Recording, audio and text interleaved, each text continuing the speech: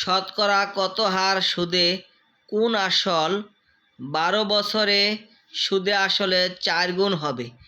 এ ধরনের অঙ্ক সমাধান করতে আমাদের যে ট্রিক্সটি মনে রাখতে হবে সে ট্রিকটি হলো সময় প্লাস ড্যাশ ড্যাশ যত গুণ।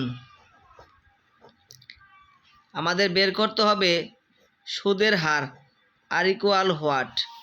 তাহলে আমরা সুদের হার আর ইকুয়াল জানব যত গুণ বিয়োগ 1 ভাগ সময় গুণন 100%।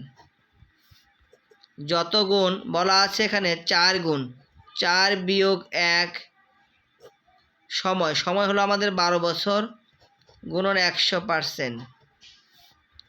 তাহলে 4 থেকে 1 বিয়োগ করলে হবে 3, নিচে থাকবে 12, 100%। আমরা যখন কাটাকাটি করব 3 4 12, 4 25 100, অর্থাৎ এই অঙ্কে সুদের হার হলো 25%। এটি উত্তর। ধন্যবাদ সবাইকে।